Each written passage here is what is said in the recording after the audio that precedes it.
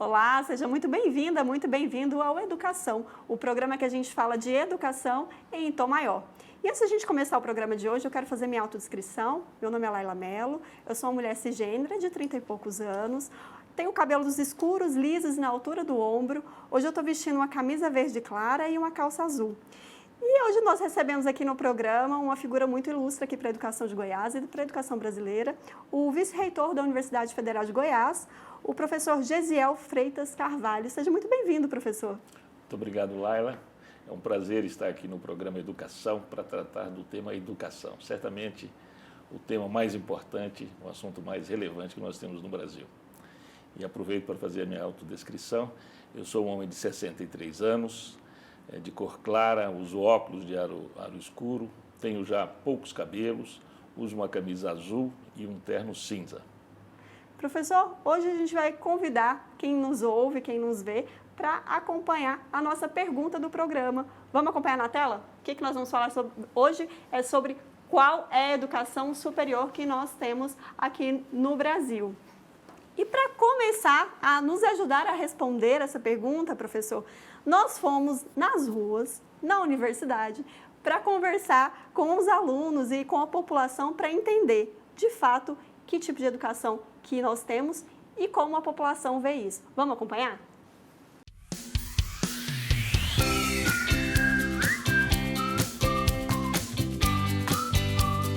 Você acha que a qualidade do ensino superior no Brasil é boa?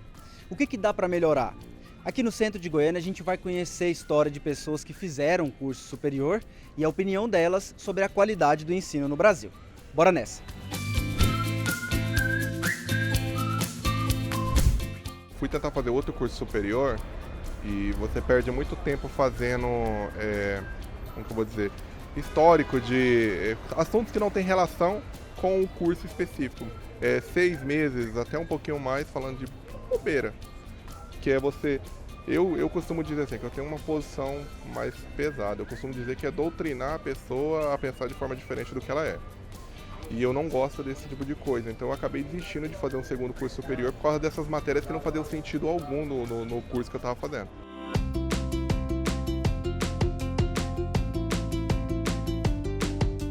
O acesso poderia melhorar bastante nessa questão dos estudantes que, apesar da faculdade estar em um polo muito grande e tudo, mas está distante da cidade.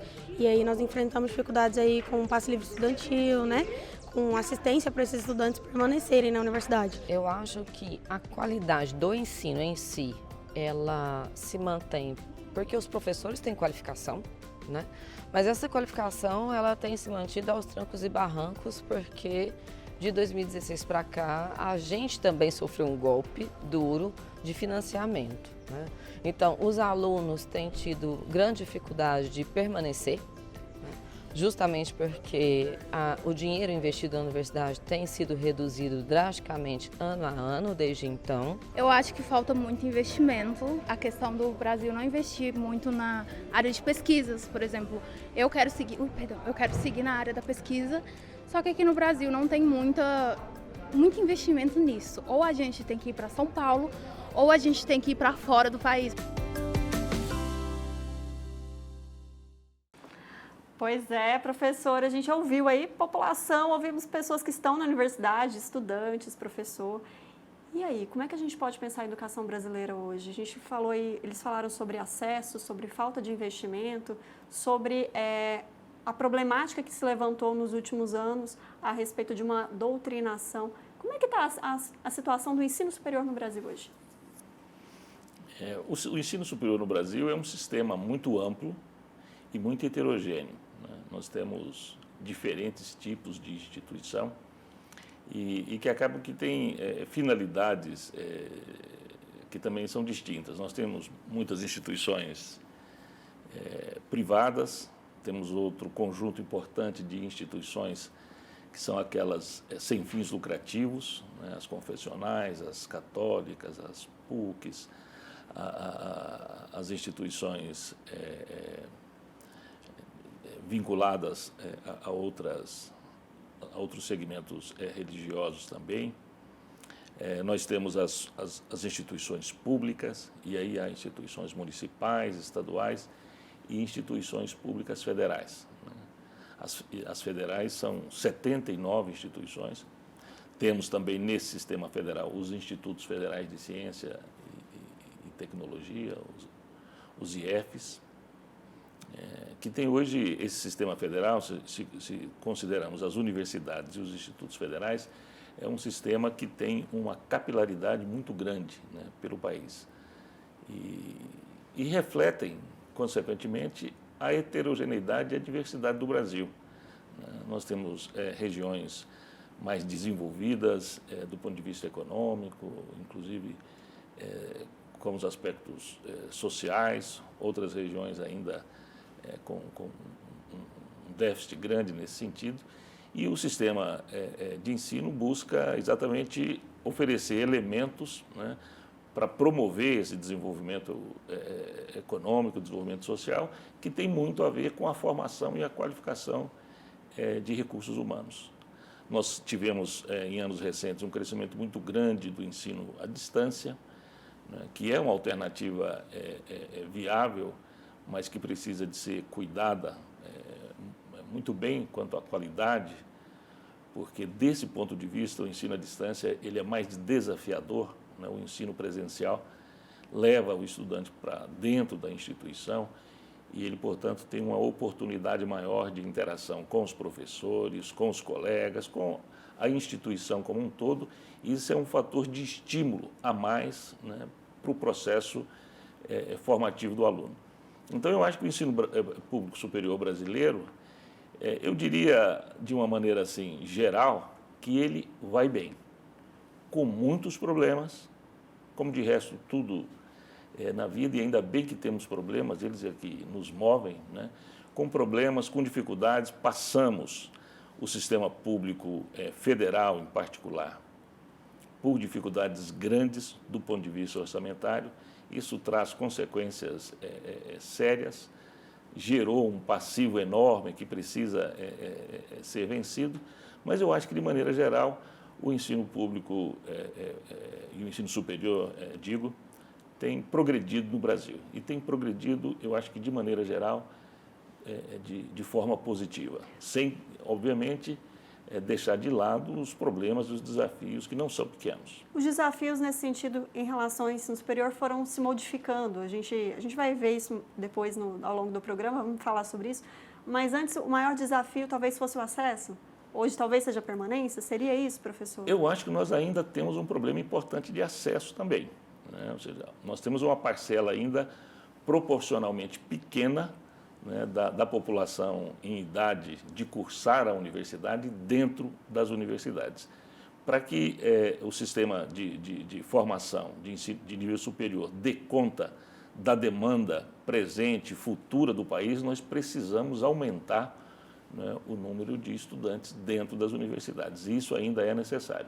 Mas, certamente, um desafio extremamente importante é a permanência, por diferentes motivos, não só por razões socioeconômicas, né, mas de estímulo, de perspectiva em relação ao futuro da carreira. Há um aspecto muito que talvez influencie isso, que é uma expectativa de resposta muito rápida. E isso tem mudado nos últimos anos na juventude. O jovem é muito afoito, sai da universidade, já quer ali ter um emprego com uma remuneração muito boa, é isso? Às vezes, antes de sair da universidade, ele já deseja isso. E é claro, os jovens são afoitos e sempre foram, e é importante que sejam, né? Nós temos que ter uma juventude aguerrida, afoita, querendo coisas novas, lutando, brigando por elas. Agora, o processo de formação, ele requer paciência, requer tempo. Não se aprende tudo no primeiro semestre, né, professor? Não, né? E não se aprende tudo sequer no curso, né? Hoje é muito importante as atividades de pós-graduação, por exemplo. Tanto a capacitação quanto os cursos formais de pós-graduação. Não se aprende tudo de uma vez. E mais, um dos ouvintes mencionou sobre as disciplinas que ele acha sem importância. Essa é uma visão um tanto arriscada, né? Tem uma história importante que se conta de um cientista britânico, o Faraday. O Faraday ele tem uma história muito bonita, né? É um cientista do século XIX, numa época em que a ciência era atividade somente de pessoas de muitas posses, ou nobres ou pessoas... Extremamente elitizado. Exatamente. Então, fazia ciência quem tinha, inclusive, recursos para financiar as pesquisas. Então, era um grupo muito pequeno.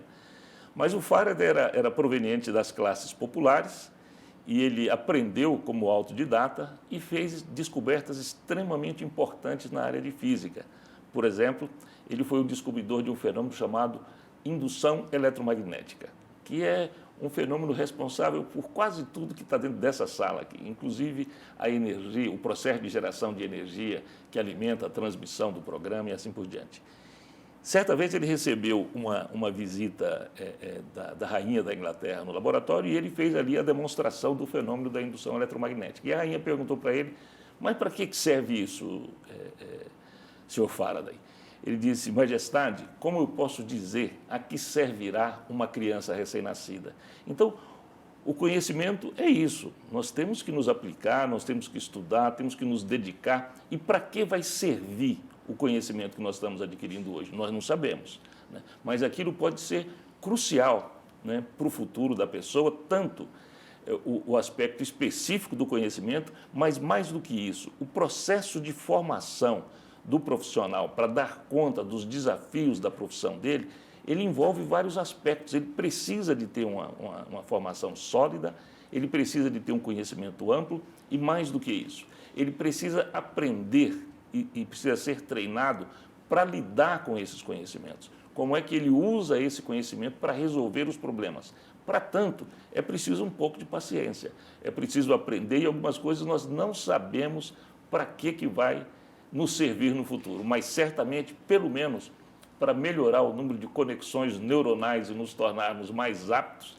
aquele conhecimento serve. Mas, infelizmente, professor, apesar da gente pensar na importância desse conhecimento, desse acesso à educação superior, principalmente a educação superior, né? A educação básica a gente já tem falado tanto e isso está em legislação, enfim. Mas, na educação superior, infelizmente, os números apontam para uma falta de acesso mesmo, né? A gente vai acompanhar aqui na tela os números recentes que falam que o Brasil tem apenas 21% da população entre 25 a 34 anos com ensino superior. Os números levantados pelo Education at Glance, elaborado pela Organização de Cooperação e Desenvolvimento Econômica, a OCDE, apontam que essa é a média mais baixa entre os países analisados na América Latina. E a gente pode conferir aí, o Brasil está com 21%, né? A gente comparado aqui nossa pátria irmã, a Argentina, está com 40%. Então, infelizmente, esse número aponta para uma falta de acesso mesmo, né? Como estamos, né? O caminho, e se a gente pensar a importância da gente olhar esses números, né, professor, para que a gente elabore um diagnóstico e pense em políticas públicas de maior acesso, e não só acesso, permanência também, é o caminho, né, que a gente deveria percorrer? Sem dúvida.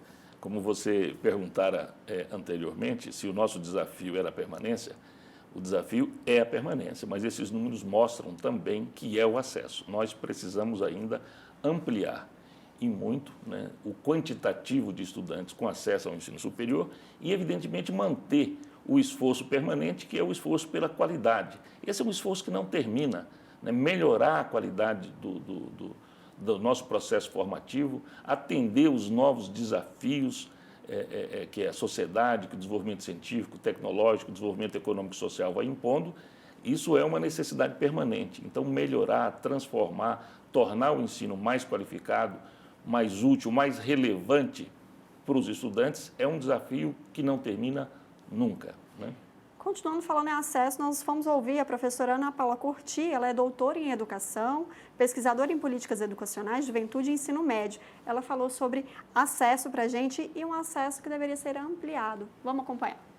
O ensino superior no Brasil, ele ainda apresenta uma desigualdade muito grande em termos de acesso, né? A gente observou que nas últimas 2 décadas houve uma ampliação desse acesso, uma ampliação muito significativa, né? Então, tenho dados aqui, por exemplo, de 2010, quando o acesso, quer dizer, o percentual de pessoas com o nível superior no Brasil era de 7,9%. A gente está aí falando, geralmente, o recorte é de 25, pessoas com 25 anos ou mais, né? Então, 7,9% em 2010. Então, a gente viu uma ampliação significativa. Essa ampliação, ela começa nos anos 2000 de forma um pouco ainda tímida e ela vai ganhando força. Isso está relacionado, primeiro, com a ampliação que nós tivemos nas décadas anteriores, anos 80 e principalmente anos 90, a expansão do ensino médio no Brasil, que foi uma expansão tardia, porque um dos requisitos para você entrar no ensino superior é ter um ensino médio completo, né? Então, no Brasil dos anos 70, dos anos 80, a gente ainda tinha uma minoria de pessoas que conseguiam completar o que na época era chamado de ensino de segundo grau. Quando isso se amplia, você vai ter uma pressão maior pela etapa posterior ao ensino médio, que é justamente o ensino superior. O que acontece é que, quando essa ampliação ocorre, ela não ocorre de forma equânime. O que isso significa, né? Significa que as pessoas que estão na faixa de renda inferior, elas ampliaram o seu acesso, mas ampliaram menos do que as pessoas que estão numa faixa de renda superior. Além disso, os mais pobres ingressaram em cursos, geralmente, das instituições privadas, porque no Brasil a gente tem uma divisão, né, importante que é entre as universidades, as instituições de ensino superior privadas e as públicas, né? As privadas respondem por aproximadamente 75% das matrículas, enquanto as públicas aproximadamente por 25%. O próprio projeto de entrar no ensino superior, né, tem a ver com, primeiro, ter um ensino médio, sentir que o ensino médio te dá ferramentas para isso, e eu acho que nós estamos agravando sensivelmente as chances dos jovens, principalmente mais pobres, entrarem no ensino superior com a reforma do ensino médio, né? É visível o esvaziamento curricular que a reforma do ensino médio trouxe. Os estudantes não se sentem mais preparados para fazer o Enem, e isso tem se refletido diretamente na menor procura desses estudantes em relação à prova do Enem, né? Então, acho que essa conexão entre o currículo do ensino médio, né, e o acesso ao ensino superior é uma conexão muito importante. Quer dizer, não adianta nada a gente ter uma política de inclusão no ensino superior, dar com uma mão e tirar com a outra. Ou seja, a gente estimula, cria vagas no ensino superior com uma mão, mas com a outra mão, a gente pega o currículo do ensino médio, a gente esvazia esse currículo dos conteúdos que ele vai ter que aprender para fazer o Enem e os vestibulares. Ou seja, na verdade, a gente está dando com uma mão e tirando com a outra. Pois é, a gente está falando de acesso aqui, né, professor? E eu vou convidar você que está aí de casa a acompanhar. Logo mais nós vamos continuar falando de acesso, só que um acesso, como a professora falou também, ampliado. E aí a permanência, ela se faz essencial nesse sentido, né? Então, fique ligado aí, que no próximo bloco a gente volta.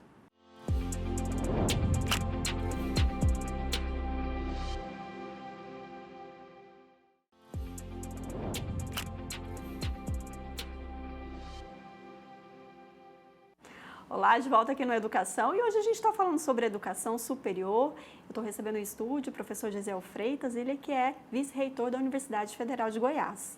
Professor, te convidar a acompanhar uma história que dá uma dor no coração quando a gente fala de permanência na universidade, no ensino superior. A gente estava falando sobre acesso no bloco anterior, né? E agora nós vamos falar sobre a importância de pensar medidas de permanência. A gente vai acompanhar o aluno da Universidade Federal de Goiás, ele é estudante de jornalismo, aqui um colega da comunicação, um futuro colega da comunicação, o Johnny Cangirana. Vamos acompanhar a história dele. 2016, eu passei no SISU pela primeira vez em Pelotas. 2018, acabei trancando por conta da falta de dinheiro mesmo, por questões financeiras.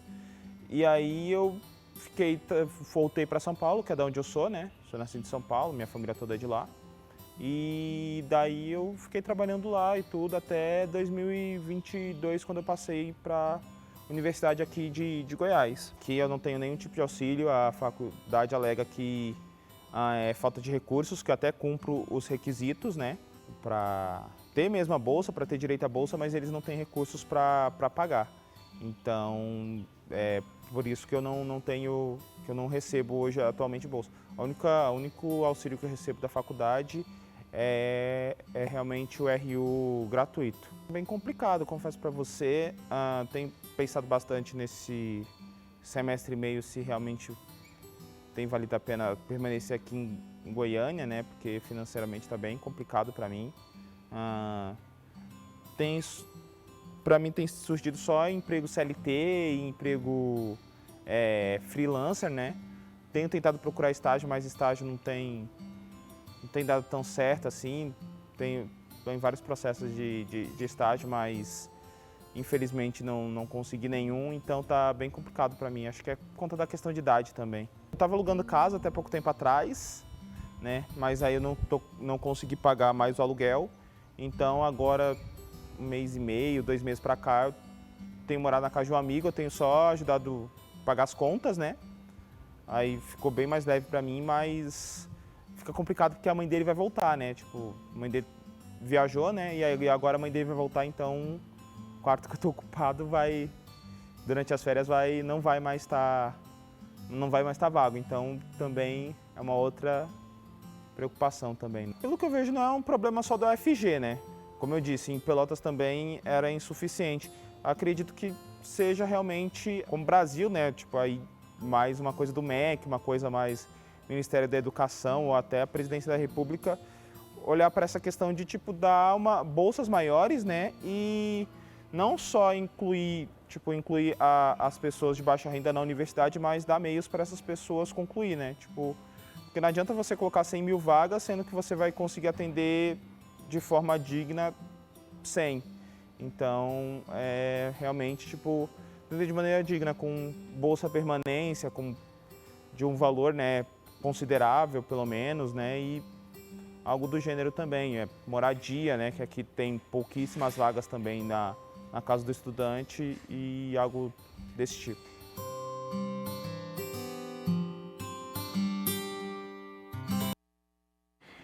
Uma história que reflete a realidade de muitos estudantes no país, né, professor? Então, a gente fala de acesso, mas a gente também tem que falar de permanência, né? Como é que a gente pode pensar nisso hoje no ensino superior?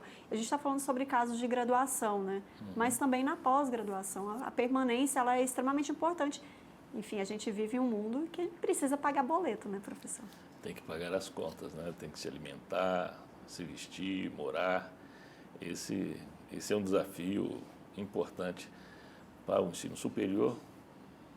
Infelizmente, é um desafio grave para boa parte da população brasileira, né?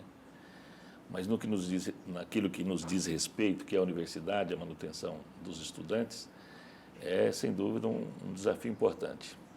A universidade tem, por intermédio do MEC, do governo federal, uma série de programas de suporte, né, para os estudantes, tanto por razões socioeconômicas, como também tem programas de bolsa, de promoção das atividades de iniciação científica, pesquisa, estágio. Mas isso é insuficiente, né? E é insuficiente porque os números são muito relevantes. A Universidade Federal de Goiás tem hoje aproximadamente 20 mil alunos na graduação, né? Mais cerca de 8 mil na pós-graduação, entre lato sensu e estrito sensu.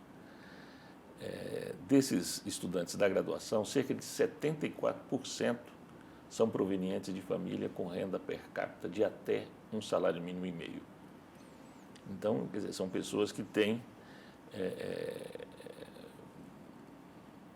dificuldades e os estudantes acabam tendo uma vulnerabilidade socioeconômica importante.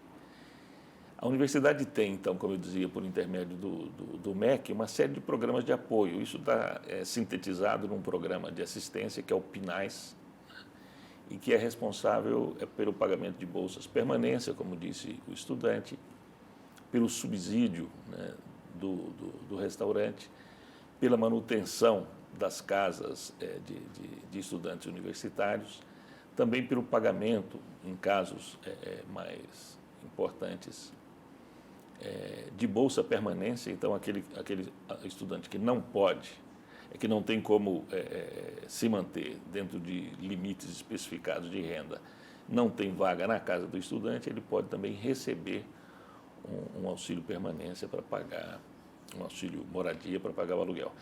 Agora, o número dessas bolsas, né, e o valor, ele é ainda insuficiente para atender todos os alunos que têm demanda dessa assistência. E esse, como é o caso do estudante que falou, é uma das dificuldades, e sem dúvida uma das dificuldades importantes na permanência do estudante dentro da universidade. Não é o único fator, mas é um fator muito relevante.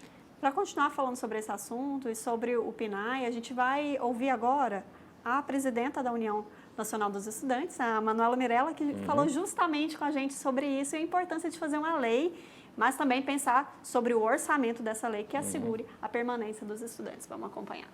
Primeiro, para nós, é importante a gente revisitar o modelo de universidade que nós temos. A gente defende na Uni uma universidade, uma educação transversal, emancipatória, uma universidade que consiga elevar a consciência das pessoas. Então, para nós, a gente está organizando e discutindo agora, nesse ano 2024, uma reforma universitária estruturante. Uma reforma universitária que revisite temas importantes do acesso, da permanência, da curricularização, da extensão do nosso tripé universitário. Nós achamos que nenhum elemento pode ser estudado de forma individual, de forma sectária. Então, nós, para garantir a máxima permanência dos estudantes, a gente precisa debater emprego e renda, a gente precisa debater a situação dos estudantes de permanência, a gente precisa garantir o acesso. Nas instituições públicas, nós temos hoje o PNAES, que é o Plano Nacional de Assistência Estudantil. O PNAES, né, é onde as verbas do PNAES, elas garantem o subsídio do restaurante universitário, do circular, né, que é o ônibus que circula na universidade, as bolsas de assistência estudantil, que é o programa de bolsa permanência. Então, vem desse orçamento. Acontece que o PNAES, ele é um decreto, não é uma lei. Um decreto é algo muito sensível, é algo que pode ser mexido com facilidade.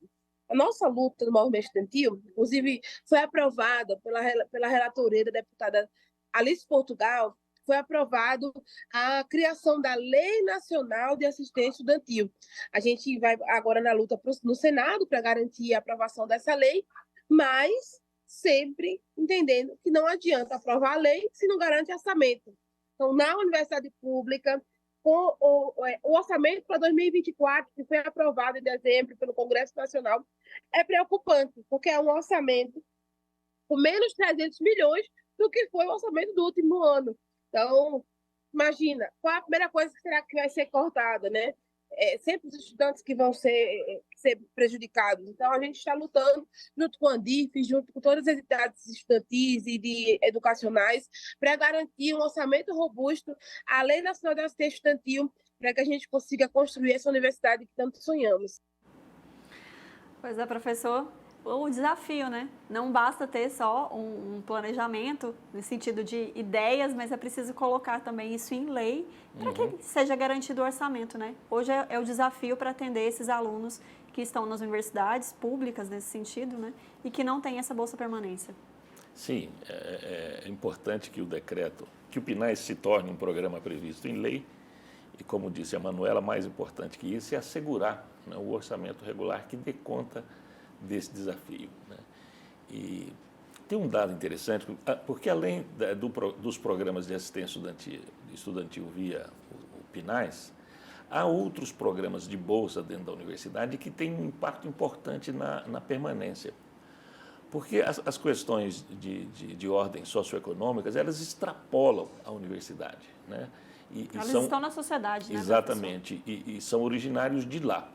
Então, é claro, como a universidade tem uma missão social importante de preparar profissionais para o futuro do país, é necessário que o sistema de gestão dessas instituições seja capaz de prover meios, né, para minorar a vulnerabilidade social durante o período de permanência na universidade, de modo que, por intermédio da educação, da qualificação, essas pessoas possam se emancipar, né?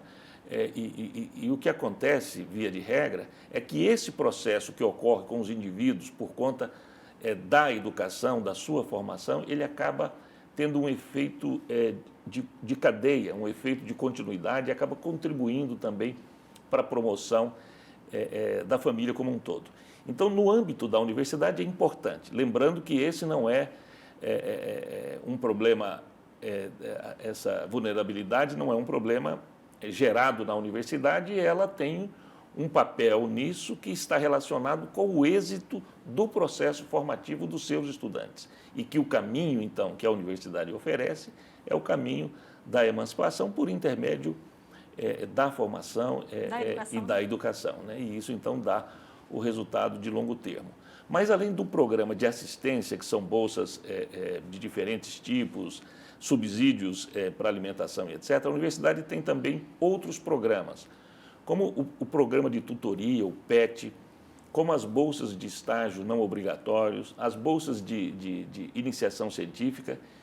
E é interessante observar que os estudantes que participam desses programas, independente da sua condição de vulnerabilidade social, eles acabam tendo mais êxito, na média, do que os estudantes que não participam desses programas.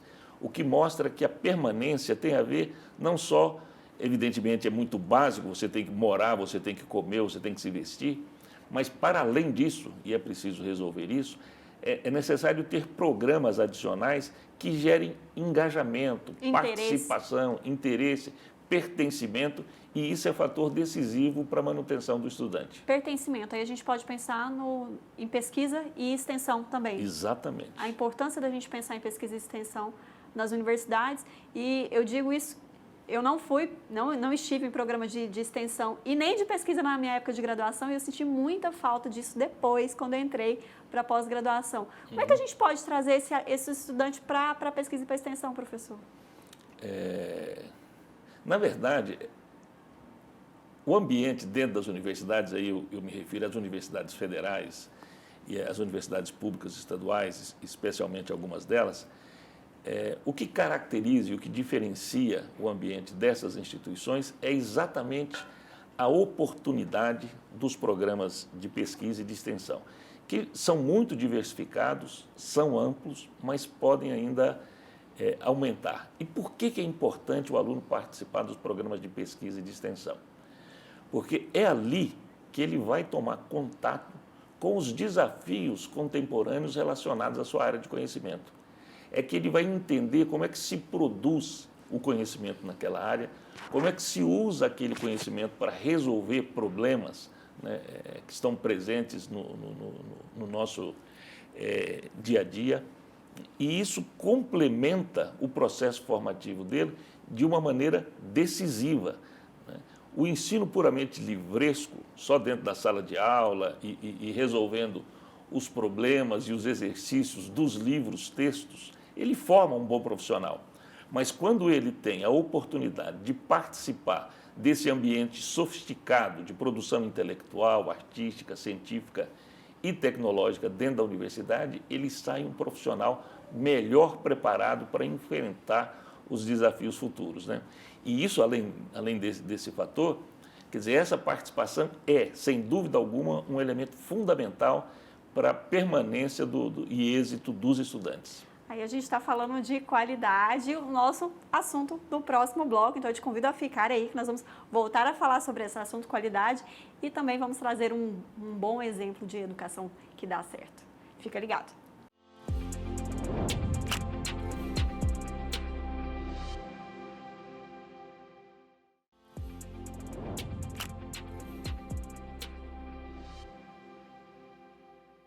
Olá, de volta aqui na Educação, e hoje eu estou recebendo o vice-reitor da Universidade Federal de Goiás, o professor Gesiel Freitas, e a gente estava falando sobre acesso, permanência, vamos falar de qualidade nesse bloco, e vamos começar então ouvindo o professor João Oliveira, professor Gesiel, que ele é doutor em Educação e fala sobre gestão e qualidade da educação. Vamos acompanhar. A qualidade da educação superior no Brasil, ela é diversificada e ela é diferenciada porque o sistema é bem complexo, né? Nós temos instituições na esfera pública e na esfera privada. Na esfera pública, você tem instituições federais, estaduais e municipais. E na esfera privada, você tem instituições com fins lucrativos e instituições confessionais ou comunitárias. Então, assim, o processo, eu diria assim, a qualidade é bastante diversificada e diferenciada, porque o sistema é muito amplo e muito complexo, né? Agora, o que normalmente a população vê mais é o exame nacional, né, que é aplicado, chamado ENAD, né? Que mostra o desempenho dos estudantes. E houve, nos últimos anos, uma grande flexibilização dessas normas de avaliação de cursos e de instituições. Então, além do sistema ser bastante complexo, bastante privatizado, né, você tem qualidades diferentes, porque há uma avaliação, né, que vai, por exemplo, no IGC e no CPC. CPC é o conceito preliminar de curso. A nota vai de 1 a 5. Eu diria que a grande maioria dos cursos do Brasil tem nota 3. Se tiver nota 2, tem que fechar. Né? A nota 3 é a nota mínima. E, infelizmente, né, a maior parte desses cursos tem nota 3. Significa que nós estamos falhando numa avaliação mais rigorosa da oferta de curso de graduação no país, né? Então, esse é um dos grandes problemas a ser corrigidos nos próximos anos. Que há alguns aspectos, né, que eu diria assim, que são fundamentais para qualquer curso ou formação em nível superior. Por exemplo, se você fosse um avaliador e chegasse numa instituição, você iria querer saber qual é o projeto do curso, né? Se os professores são bem formados, qualificados, motivados, se as metodologias, né, que despertam o interesse dos estudantes, se possibilita eles terem aspirações profissionais, acadêmicas, né? Se as condições de trabalho dos professores, dos estudantes, dos técnicos são adequadas, se a infraestrutura, o laboratório, equipamento, né, são modernos, se os alunos têm acesso à internet, biblioteca, recursos tecnológicos, tudo isso são ingredientes importantes que precisam ter nas instituições.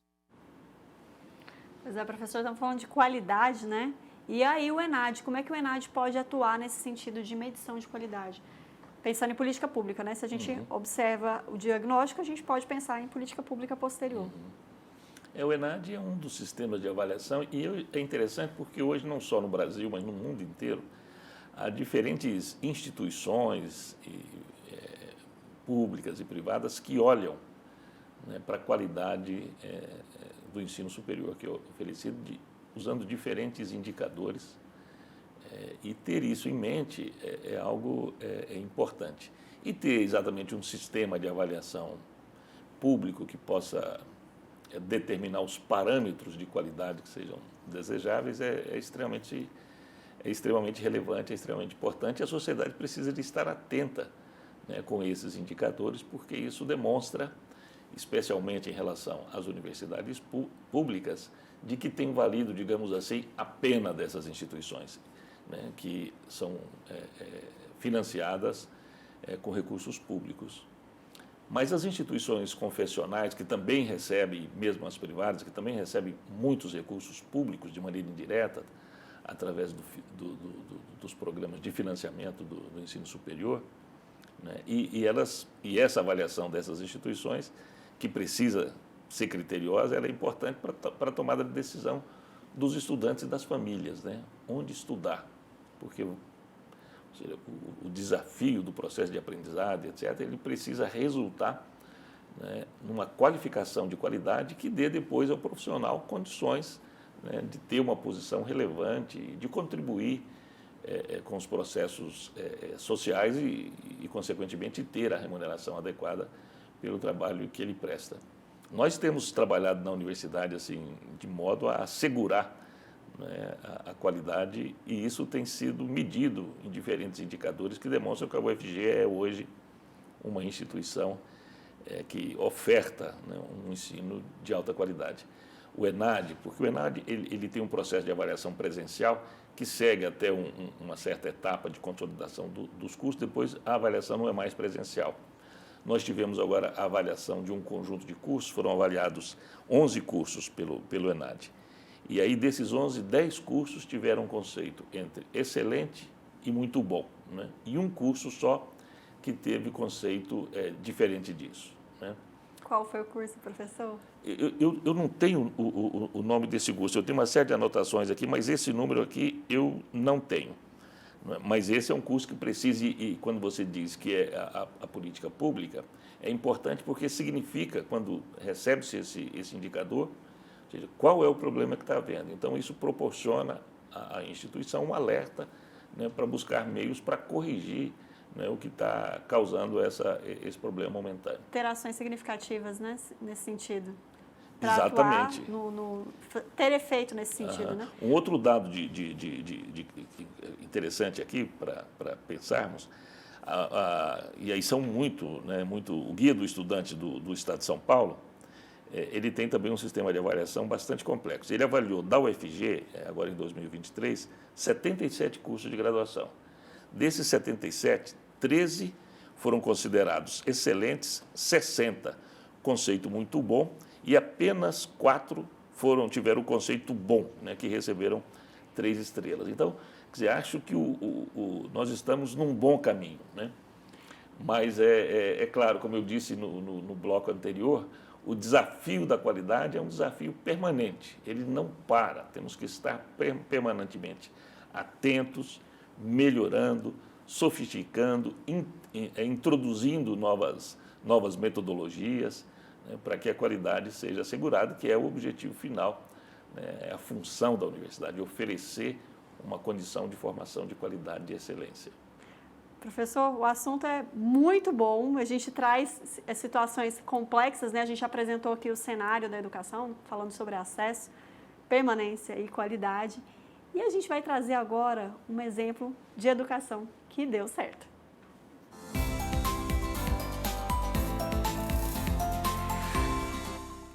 E hoje aqui no Educação que Dá Certo, a gente vai contar a história de 2 pessoas que tiveram acesso à universidade e permanência graças ao ProUni. Vamos acompanhar?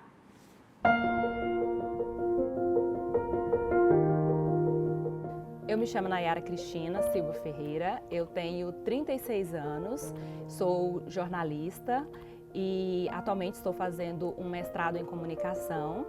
Sou servidora pública da Câmara Municipal de Parauapebas, na função de jornalista também.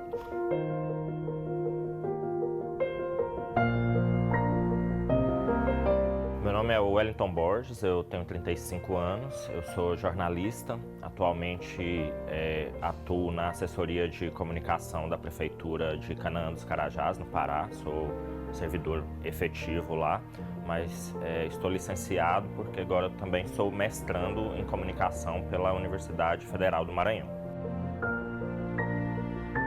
Eu estudei a minha vida toda em escola pública. A minha educação, ela começou mesmo antes de ingressar na escola, né? Eu fui alfabetizada por uma das minhas irmãs. Então, quando eu fui para a escola, eu já sabia ler. E desde a educação infantil, eu estudei em creche pública, né? Depois em escola pública. Nós somos uma família pobre, né? Minha família é uma família de origem humilde. E os meus pais, apesar de eles não terem tido muito estudo, o meu pai e a minha mãe, eles fizeram o que seria o equivalente mais ou menos à 4ª série do ensino fundamental.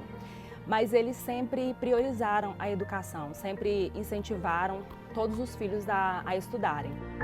Assim que eu concluí o ensino médio, eu fiz, na época era só o Enem, ainda não existia o ProUni, e no meu último ano foi justamente no ano em que foi lançado o ProUni. E eu até cheguei a prestar vestibular na Universidade Federal, mas eu não passei. Mas aí tinha feito o Enem, quando foi lançado o ProUni, eu fiz a inscrição. Na época, né, como era o primeiro, nem sabia como é que funcionava, como é que seria aquilo.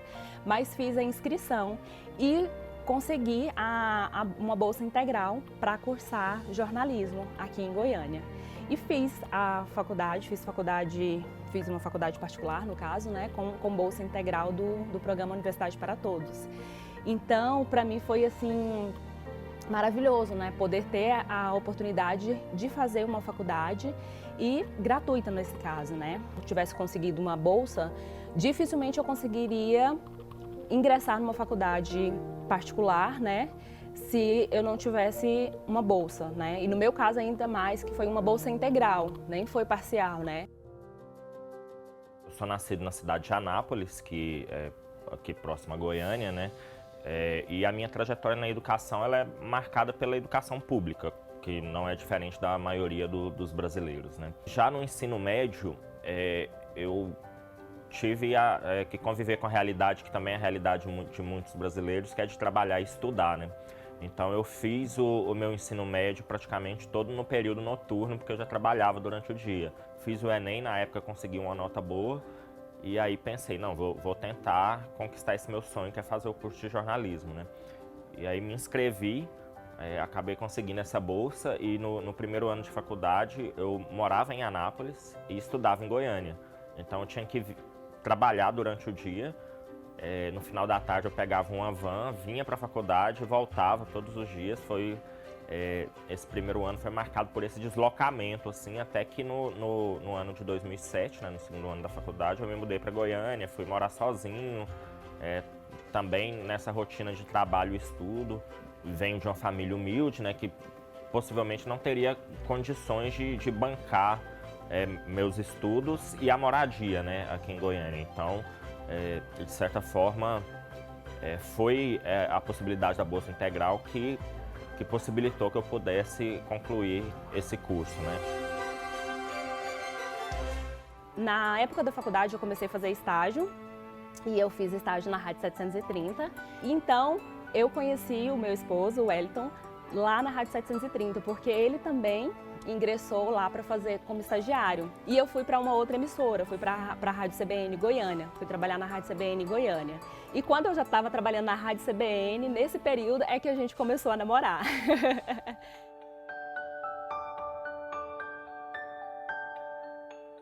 E eu e o Wellington, assim, nos tornamos amigos e depois começamos a namorar e a gente tem uma trajetória muito parecida, né? Uma identificação, assim, muito grande, tanto com relação à nossa origem, quanto com relação até à nossa formação, né? Por ambos sermos filhos do ProUni, né?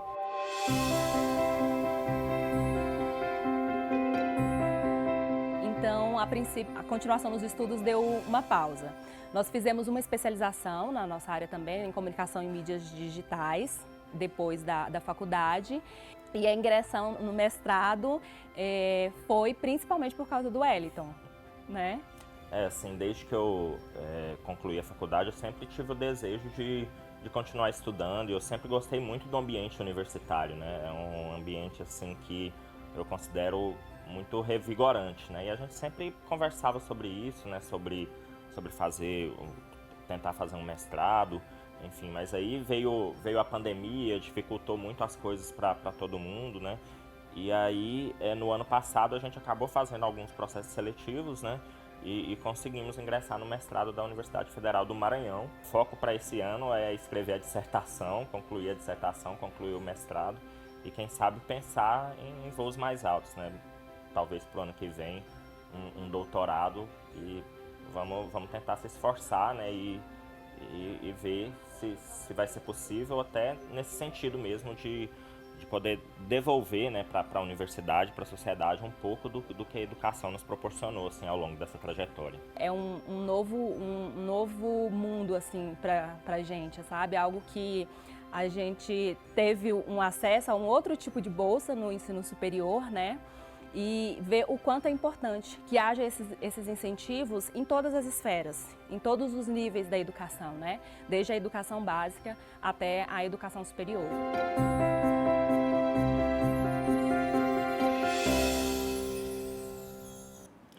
É um bom exemplo, e eu estava aqui comentando nos bastidores, esse casal é um casal que aquece meu coração também, porque eu sou amiga dos dois, fui cupida dos dois, trabalhei com os dois, e é um exemplo de como a educação transforma, né, em todos os sentidos, desde lá do ProUni, agora na pós-graduação, tenho acompanhado a trajetória, e é mais um exemplo de como a educação pode transformar a vida das pessoas, né, professor Gisel? Sem dúvida, como dizia o professor Anísio Teixeira, um educador muito importante, né, criador da CAPES, de inúmeras outras iniciativas importantes, quer dizer, a suprema função do Estado é a educação, né, e que democracia é a educação, e que toda a ação dos governos, do Estado, tem que ser de proporcionar a educação como a forma da emancipação das pessoas, tanto a emancipação do ponto de vista socioeconômico, como também a emancipação pelo conhecimento, a emancipação espiritual das pessoas, digamos assim.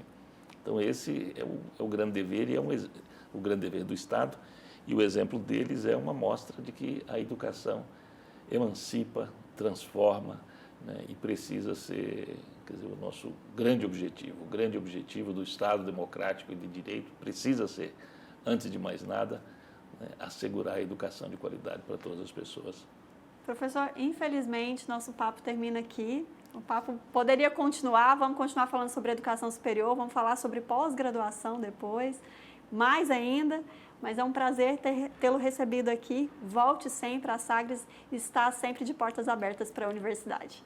Muito obrigado pelo convite, fiquei muito feliz de participar do programa, cumprimento vocês pela iniciativa, né, ter um canal de televisão com essa temática é extremamente relevante, atual, importante aqui para Goiás e para o Brasil. Então, parabéns para vocês. Mais uma vez, obrigado pelo convite. Foi um prazer participar do programa e ficamos à disposição de vocês. Pode deixar que chamaremos, sim. Então, a Educação de hoje fica por aqui. Fique ligado aqui no conteúdo da Sagres. Logo, logo, a gente volta com mais conteúdo para você. Até mais.